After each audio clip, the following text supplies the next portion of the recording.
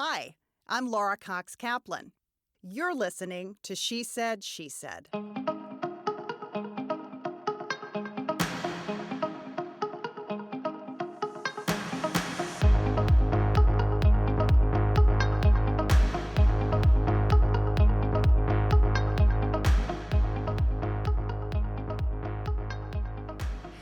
Tough, tenacious, dedicated, courageous, all words that you could easily use to describe Nancy Mace. She is the first woman to graduate from the Citadel in 1999. Her story and the reasons why she was compelled to attend the Citadel and to take on this incredibly daunting challenge are so inspiring. Her story is even more compelling because of the backlash she received for being one of the first to challenge the status quo and the Citadel's 150-year male-only history at the time. Nancy commemorated her experience in a terrific memoir called In the Company of Men, A Woman at the Citadel. It is absolutely terrific. I highly recommend it. She wrote the book back in 2001, but its lessons still hold true.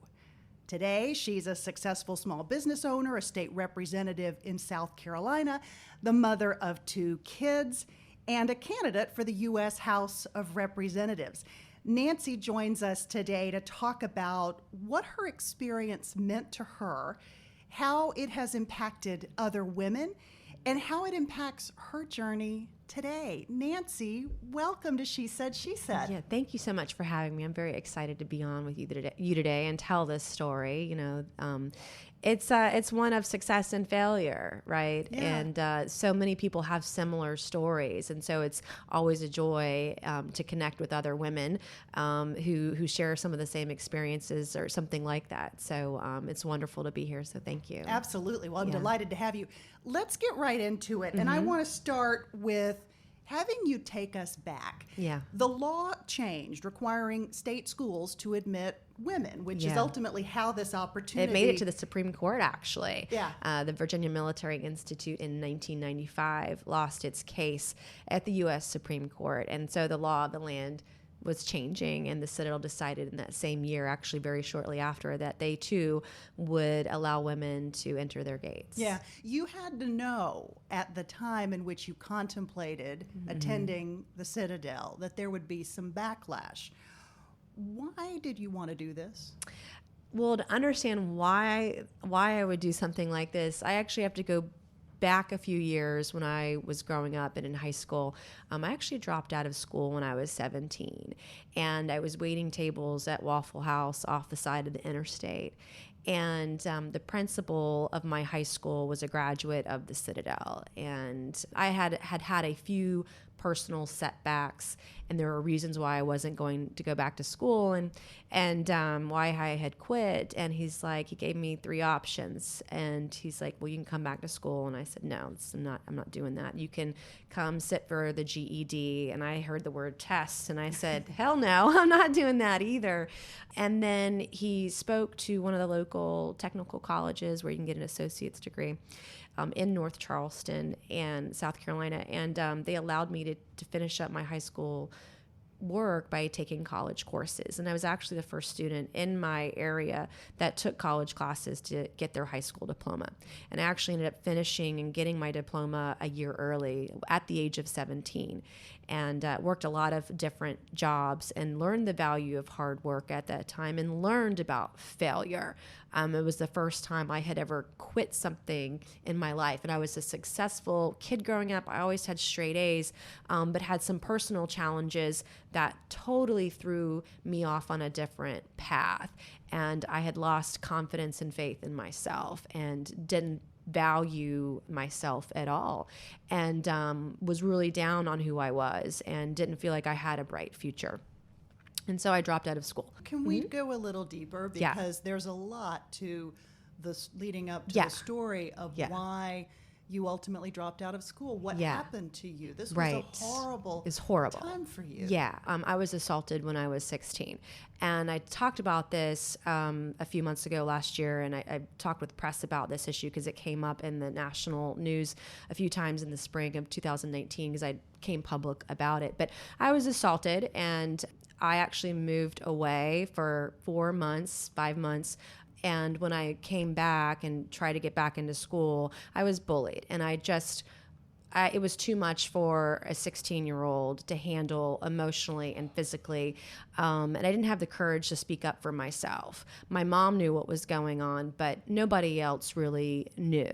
And, as women, when this happens to us, we don't speak up. We don't report it. We don't talk about it because of the backlash, the fear, the embarrassment. I was horrified. I was humiliated.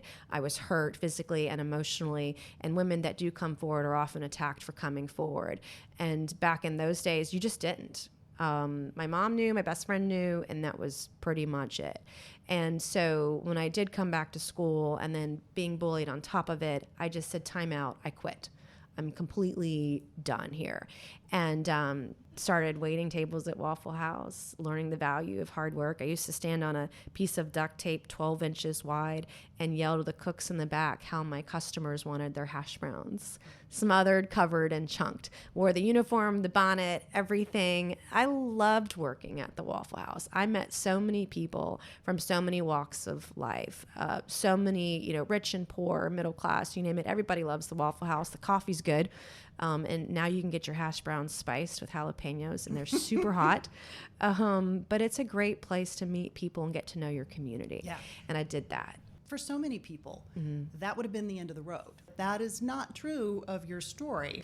What was the process that you went through to recover and get yourself back on track? Yeah. So I had to take, a solid year off. I went and I took college courses. I had several different jobs after I got my high school diploma, and was trying to figure out what I wanted for my future.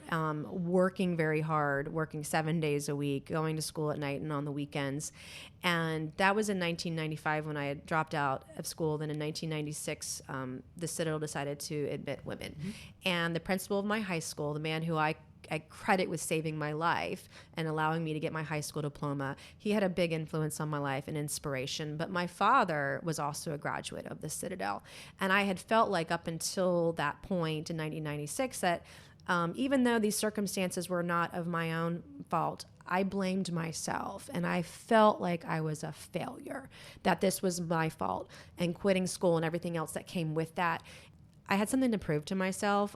I don't consider myself a feminist. Like, I didn't go to the Citadel to prove a point, to be the first female to graduate from there. I went because I had a personal journey. I had something to prove personally to myself. I had let my family down. I let my father down, I felt like. And so for me, going there, following in his footsteps, going and being challenged like that, I get emotional when I think about it. But I knew that kind of experience could help fix me if I allowed it to.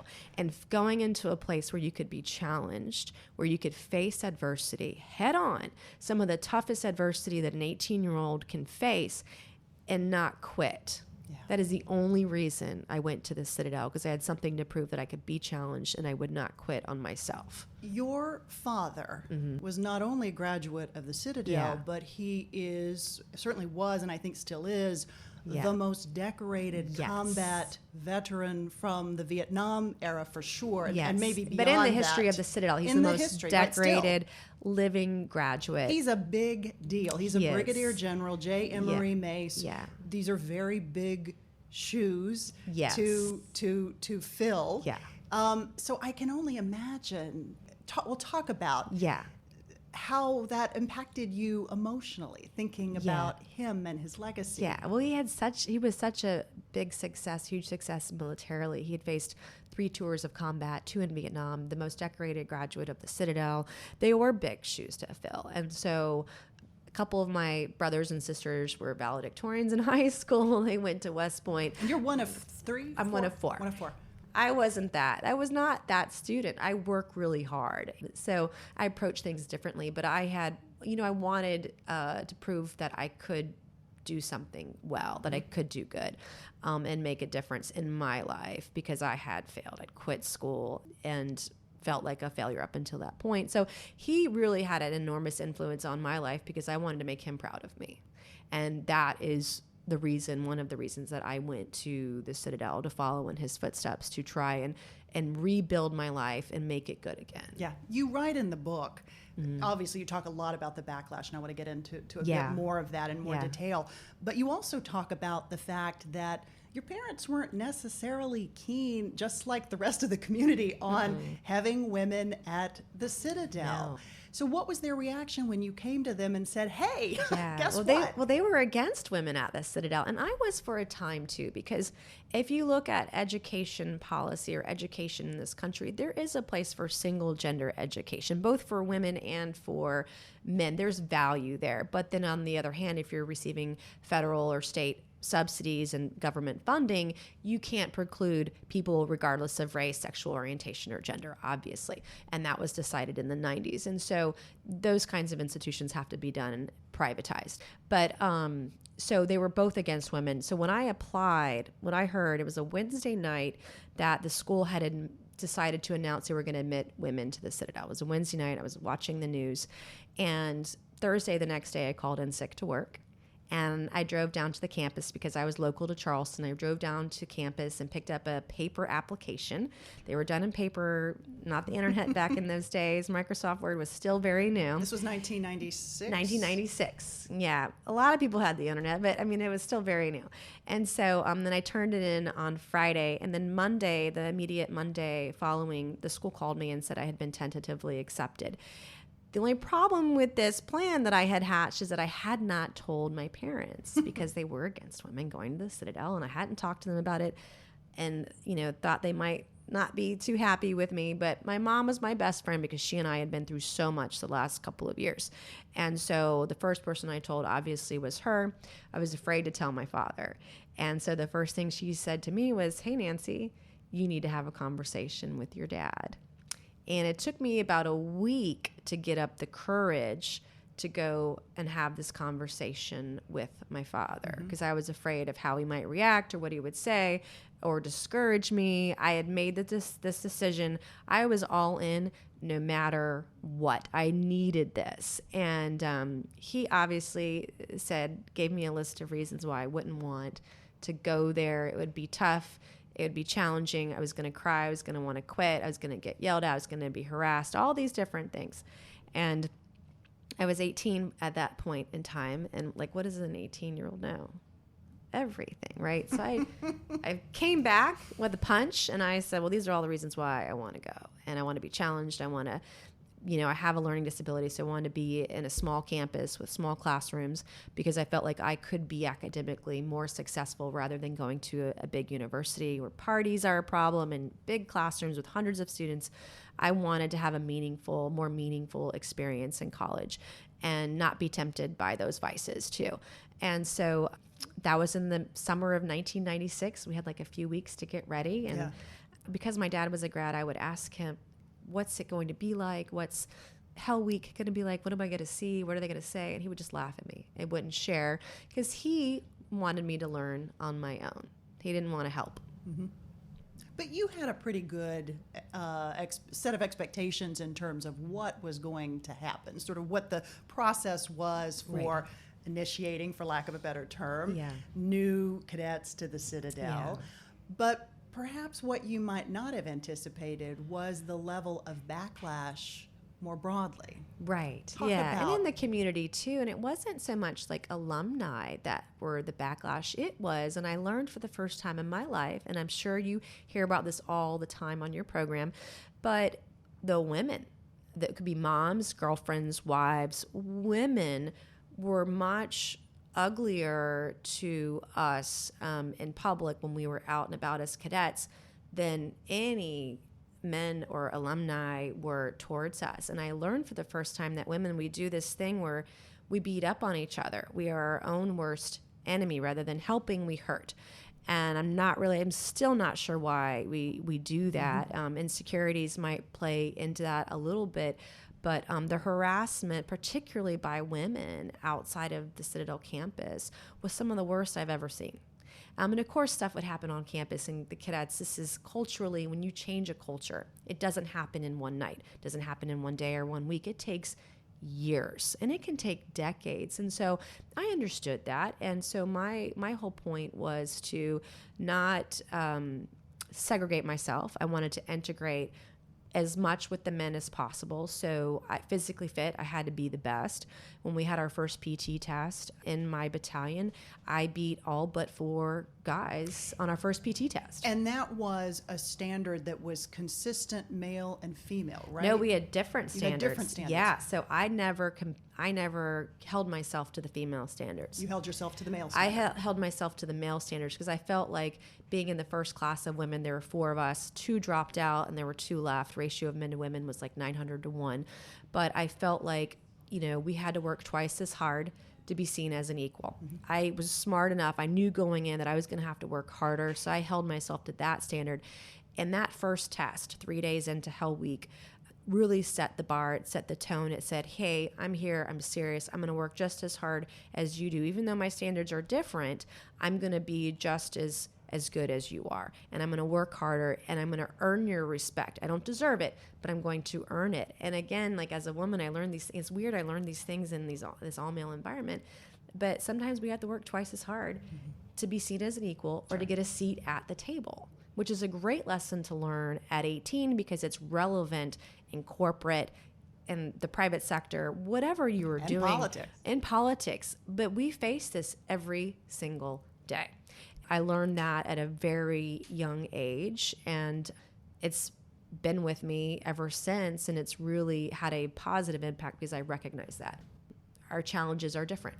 Some of the interesting things that you talk about in the book, which are fascinating, because you were one of the first to ultimately enroll at the Citadel. Yeah. The uniforms were made for men, not for women. They hadn't necessarily thought through all the elements of the haircut or the buzz cut and sort of what that would entail. Yeah. Talk about those first few days and what that experience was like. You're sitting here, and folks will look at the show notes and see these amazing pictures. You've got all this great hair. Yeah. But that was I have not, it now.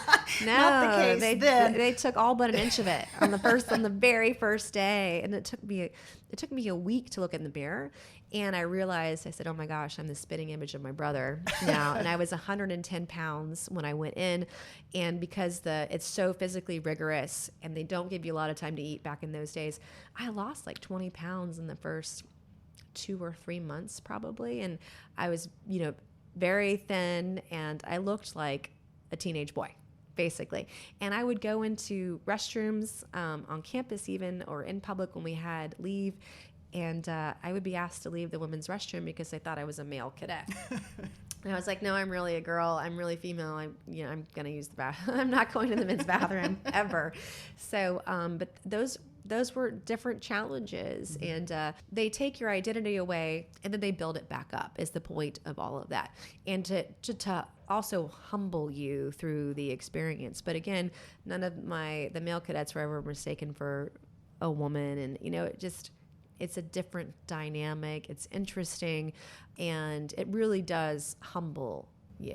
Yeah. And it teaches you a little bit about patience because it takes forever to grow it out, but eventually you can grow it out and it's fine. But they don't cut the women's hair there anymore. I would never change that experience. I mean, as much as you hate it, you love it because of the values it teaches you about yourself.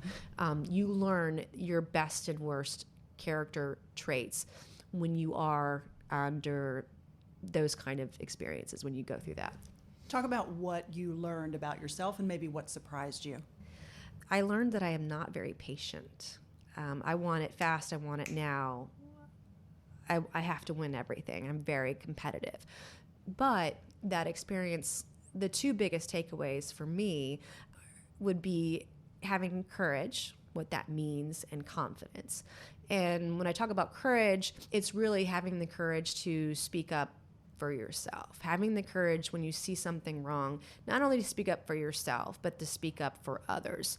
And what that means, because there are consequences to every action, good and bad. But most times, every time, you should speak out. And I learned that as women, we don't speak up very much. We don't speak out very much. Even in a boardroom, I see it. Or in politics, if I go into a caucus meeting, I'm often the only woman that has her hand up to either say something or ask a question. And having that courage to be able to do that is an enormous life lesson that I think everybody can learn. But also of equal value is confidence.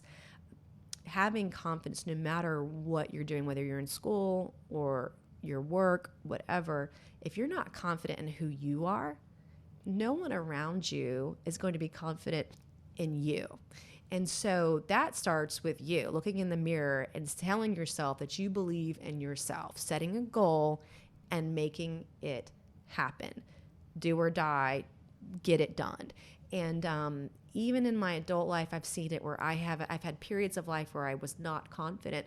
And I go back and I look and I say, this is why I was not successful. This is why I failed, because I've had as much failure as I've had success in life. And I go back and oftentimes it has to do with that lack of confidence. And as I've gotten older, I've gotten wiser, trying to teach my children, my daughter especially too, those values, having courage, but more so having confidence. If you believe in you, everybody else will believe in you too. And the world, can be your oyster. We literally can do anything that we want.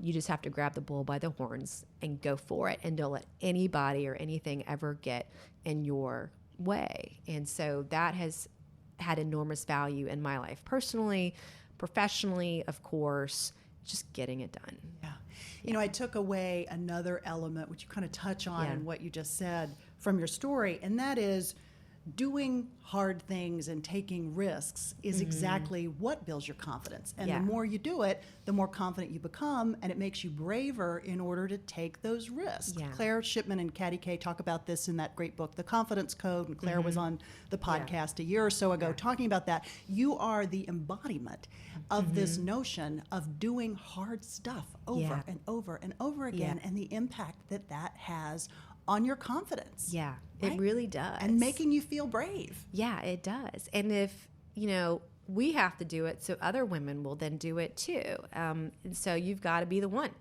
You've got to be the one.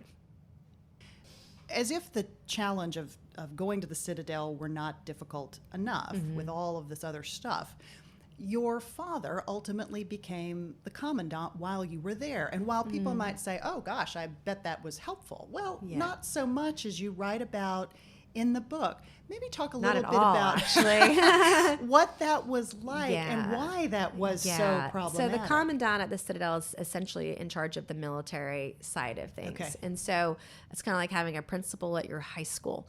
And, some people will allege, hey, I had it easy because my father worked there. Well, he didn't start till, almost halfway through my experience there, but he didn't even tell me he took the job when he was offered it. And it actually made it tougher because he made a lot of changes to the institution, to the college when he was there that weren't there before. And in many ways, in my opinion, personally, and I'm biased, but he made it tougher. And tougher in what respect? Physically. So when I entered, only freshman cadets couldn't even be dropped for push-ups. Only freshman cadets had to PT. And so it's a military college. Every class there should be those kind of PT requirements because it builds camaraderie. Sure. And you should be able to be dropped for push-ups. But one of the things like my father did, he reinstated that, but he made it so that the leadership, if you were going to drop a cadet for push-ups, you had to drop with them. And so it's that idea that you don't ever ask someone to do something you yourself would be unwilling to do. And that value comes in handy whether you're in the military or in corporate. It's a leadership quality. It's teaching leadership. It's just those small parts can make a big difference. But when he made those changes, a lot of people got upset and they took it out on me. It made the experience You're an easier tougher. target. And even today, 20 years later, I'm just like, oh, geez, here we go again. Someone will say, oh, well, she got in because of her dad. Well, no, he actually had nothing to do with it. Didn't even know I was applying. I did to him what he did to me. And now I'm talking to you for the first time. I was like, maybe that was payback. And I remember one time he told me that he'd been asked for that job 3 times and he turned it down. And I told him, I said, well, I think you'd be really good at it because there needs to there needs to be some changes and needs to be a little tougher and going into it. And so he accepted it without telling me. I remember one time at lunch later that year when they announced the new commandant, who happened to be my father. And I was like, oh my gosh, he took the job, didn't tell me. I ran back to my room, and it was second semester, so we had phones. We had landlines back then. My kids don't even know what a landline is. But my phone was ringing, and I picked it up, and it was my father on the other end, and he asked me, how was lunch? And he started laughing. This is the same man that when he dropped me off at the Citadel in 1996 as one of 4 women to enter a school of 2,000, shook my hand and said, Nancy, don't go home if you want to quit. Just put on your shoes and start walking. So he really taught me the value of independence, earning respect, earning success through your hard work.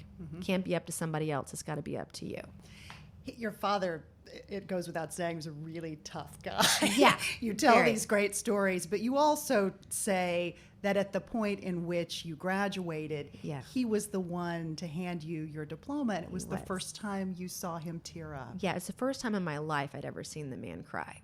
And I finally, I'll cry talking about it, but I finally felt like I made him proud, finally. So it was a special moment, and we carry that special bond forever. So it was a pretty amazing experience. Yeah, that's beautiful. Really beautiful. Thinking about the fact that you were surrounded by predominantly men, you had 3 other women who entered at the same time that you did, as I recall. So there were 4 of you in this 1996 class. Only 2 of you ended up finishing. But you're surrounded by men. So as you think about the ways in which women encounter obstacles, and let me give you a specific example. They were yelling at you all the time. Now, that's part of the process. Part of the experience. You know that. Yeah. But it's mean. They call you names.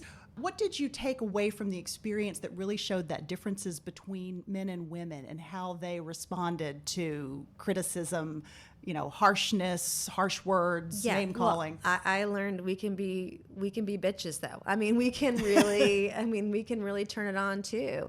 But what I learned in that experience is, I was tough, and I wanted the women behind me to have the same tough experiences that I did. They deserve to go through what I went through.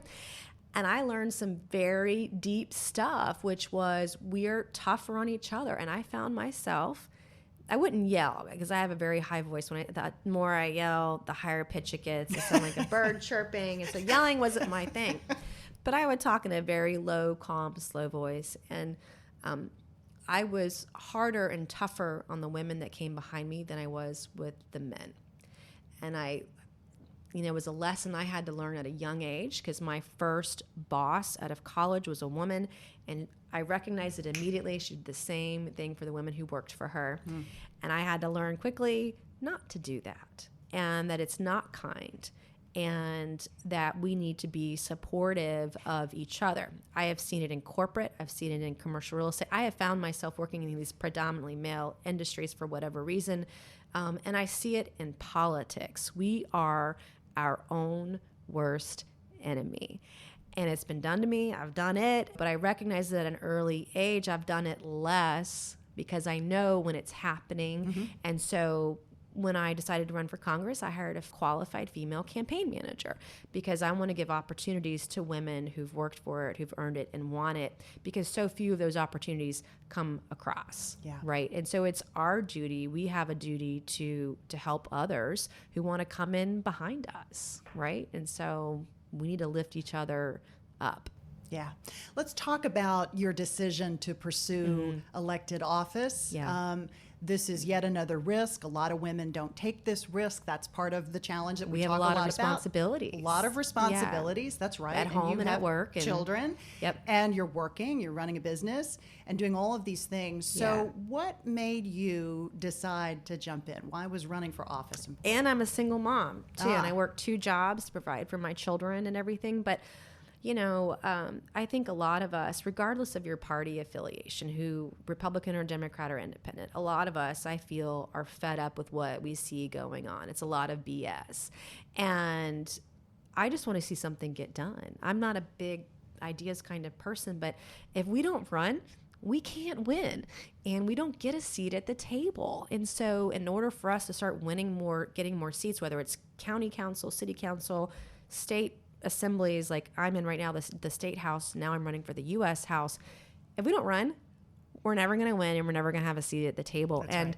I want to make a difference. I'm not like a big ideas person. I think that there are small things we can do to make a big difference in someone's life, whether it's at the state level, local level, or national level. We've got to get back to working together. And I have a conservative voting record, but everything I work on legislatively, I don't do anything without the support of the opposite party. I work across the aisle with Democrats because I feel like that is missing everywhere you turn. And people just want to see us get something done. They want to see us work. And half of what you do is legislative, but the other half is how do you serve your community? So, for example, I write a lot of bills. I've passed legislation. I've amended legislation that's passed. A lot of it has to do with women's issues, ironically. It's because I think I've got a lot of experience in that. But so I had a mother call me this summer, and her adult daughter was diagnosed with breast cancer. And the adult daughter does not live in my district. And she was diagnosed with lateral breast cancer on one side, and the insurance company was not going to cover the bilateral procedure to remove both breasts. She didn't know what to do. She was very upset. Her surgical team, cancer team, oncologists, everybody had said, you need to remove both breasts, but because the young woman hadn't had the BRCA test, the genetic test, before she was diagnosed with breast cancer, insurance wasn't going to cover it. I don't know where to get the BRCA test as a woman. I don't know how much it costs. I didn't know insurance companies have a policy of not covering you if you haven't had it done before you get diagnosed with breast cancer. And I said, I can't make any promises, but let me make a phone call. I knew a guy at the insurance company. The medical team re-reviewed the file and got a call a few hours later. They were going to cover the procedure 100%. I can't do that for everyone, but that one person that I was able to do it for made my year. And so it's really about what can I do to serve my community that I grew up in, that I'm raising my family in, that I'm working in. What can I do to make a difference? And I've been in business for 20 years, and this is an opportunity and a way for me to give back to the people that I grew up with, because I wouldn't be anywhere where I am today had I not had a community support me. Yeah. So it's my turn to support them. So you're the mother of two. Yeah. What do you say to them about your experience? What do you hope they will take away from the impact that you've had, the example that you've set? How do you guys talk about that? I'm very frank with them, like I am with you and with everybody. I don't write speeches. I don't do talking points. It's just I'm very direct and frank with my children and self-deprecating, and I tell jokes. When I have them, they come out with me on the campaign trail. Are they boys, girls? I have one of each. One of each. Teenager and an elementary student who's about to be in middle school. But it's an opportunity for me to teach them about government and how it works. And they'll go on the campaign trail. My daughter, if she weren't in school right now, she'd be here running the show. She loves to put on my campaign t-shirts and take bumper stickers out and give it to them. They like knocking on doors, but they want to get paid when they do it. They try to, negotiate a labor contract, and I give them $1 a door. And I said, no, but you can get a quarter. And so I'm about business and incentivizing people. But it's part of my life. It's a big part of my life. It's what I love to do. And I do commercial real estate, but I love doing this. This gives me purpose and drive, and my children see it. And so they love it too. And I involve them as much as I can in everything that I do that way. Their spring breaks are usually filled with going to the state capitol and working with me, sitting through Judiciary Committee hearings, being on the floor, filing. I've had them file legislation for me. I mean, making them as much a part of the process as possible so that they'll love it as much as I do. Yeah, it's such an important example, certainly for your daughter for obvious reasons, but perhaps even or as much so for your son, who sees this powerful woman taking charge and learns what it's like from your standpoint as his mom to tackle these challenges. Yes, and it's good for him, so one day he can be supportive of a strong woman in his life. Absolutely. When he has daughters or gets married and everything else. So it's really important, I think, for us to set those examples too. And when you fail, have those conversations, because my children know I was not the perfect daughter growing up. I was not the perfect wife. And I mean, to their chagrin, I'm not the perfect mom either. And so we're very frank and we have those conversations, but it's about learning from each other. And, you know, as much as I hope that they learn from me, I learn from them too. And I don't think they realize that yet. They're still very young. Yeah. But our children influence and inspire us every single day. And that's why another reason I got involved in politics, because I want to make their future better and brighter. And for them, but also for everyone else in our community, every other family that's out there working hard. We have a lot of issues that, regardless of what side of the aisle you're on, that we need to fix. Healthcare being one of them. That impacts our children, our families. Education is another. And so, you know, these are areas where we can all work together because the goal is the same. Our approaches might be different, but our goal at the end of the day is always going to be together and be the same. So that's where I see it. Yeah. What advice do you have for women? Obviously, you've encountered a number of setbacks in your life and have recovered from them. But can you talk a bit more tactically about what was the toolkit that you relied on? Was it faith? Was it journaling? What was it that helped you put the pieces back together? How did you do that? Yeah, in my younger years when I was going through that, it took some time, but I became faithful probably around 19 or 20, and then I went into corporate America and then got off track again when I went through my divorce last year. My children came to me one day and they said, "Hey, Mommy, we're Christian. We believe in Jesus, but we want to learn more. Will you take us to church?" We hadn't been to church in a very, very long time, probably years, except for a Christmas service. And so they needed that. And when I saw that, I said, well, maybe I need it too. And so we're finding our way back together, and they've inspired me. And I remember when it was last year, was our first time back in church in a very long time. And I hadn't been real religious over the years, but it was a great pastor. He was pastoring on Jeremiah 6:16, and it was about being at a crossroads in your life. And my divorce was almost final. I was making a decision to run for higher office or not. And I'm sitting there in a puddle of tears, and my son next to me worried, like, what is wrong with you, Mom? But it struck my heart so deep. And the reason I was in church that day is because my kids had asked me to take them. And so, they inspire me and have gotten me where I need to be too. I mean, life is a great experience, and I just love having them in my life to help guide me too. Yeah, absolutely. Yeah, it's beautiful. So you've mentioned this, the fact that you are a state representative currently. You're running for the U.S. House. You are part of a self-described squad, if you will, kind of the counterpoint to an existing Democratic squad. And you guys are an example of the importance of trying to achieve political parity. Talk a little bit about that experience and how your counterparts who are running, and you guys seem to be pretty tightly bonded in this experience. Talk about that relationship with these other women. Yeah, well, there are 170 women who are Republican running for Congress. And if you look at the midterms in 2018, we didn't do a great job. Of 100 women that ran, one won, and that was Carol Miller out of West Virginia, who's got a Citadel connection too. Oh, really? Yeah, and her family. I swear we are everywhere. But we were able to come together and sort of be the antidote to some of the things we're seeing on not the center left, but the far left, this influence of socialism. And I talk to a lot of women that might even be CEOs or executives, and they have earned their success through their work, often on their own. And while they might be Democrat or Republican or independent, everybody understands that people want to earn their success through their work.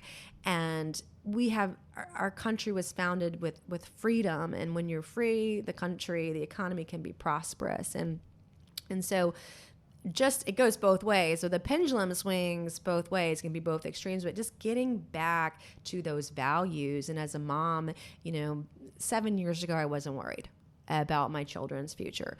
But when you talk about socialism and what comes after that, and you look at countries that have it, and most of them, they're not, Venezuela, for example, that's not a bright future. And the economy right now is so great. Wages are, I mean, where I am in Charleston, it's 1.86% unemployment right now. And I talked to a few franchise, quick service, fast food franchise owners, and they're not paying minimum wage of $8 an hour. They're paying $15 and getting ready to increase to $20 an hour. And so seeing the success of good policy and running with it, because those are the things that will continue to allow us to prosper. I'm one of many single moms out there. I work 2 jobs to make everything work because I am a legislator, and that pays like $10,000 a year in South Carolina. So I have to work 2 jobs. But women who work, and even women who are at home and whose husbands work, I mean, we all understand that, you know, a free market freedom means prosperity for all of us. So it's trying to be the antidote to socialism that's trying to spread like a wildfire, fast and furious here. One last question. Yes. We ask everyone who comes Yes. on She Said for a single piece of advice, a life hack, a mantra. Maybe it's something that's your North Star that you tell yourself. Maybe it's something you tell your kids or you tell other young women. What would yours be? Nothing beats the value of hard work. I don't care how smart you are. If you can't be in the trenches and work hard, it's never going to happen. And take that passion, find it, and work like hell, and you're going to win every single time. Yeah. So, Nancy, thank you so much. Thank you too. Loved this. This was Yeah, really no, great. good. I have one thing I want to add Yeah, that I forgot yeah, to say, yeah. which your audience might like. South Carolina has never had a Republican woman elected to Congress, ever. Yeah. So this would make history. Wow. Yeah. Yeah. Best of luck thank to you. Thank Really you. great to Yeah. have you. To learn more about Nancy Mace, check out the show notes for this episode. I also urge you to download and read her book. It is fantastic. I'll include more of Nancy's bio as well as a few photos from our visit today. And remember, if you're enjoying She Said, please share it with others who you think would benefit from these inspiring conversations with real women like Nancy, who have faced real challenges and who are willing to talk to you about them in a very real and candid way. Most of all, to our listeners, thank you for listening and for being part of this growing She Said network of amazing, inspiring women.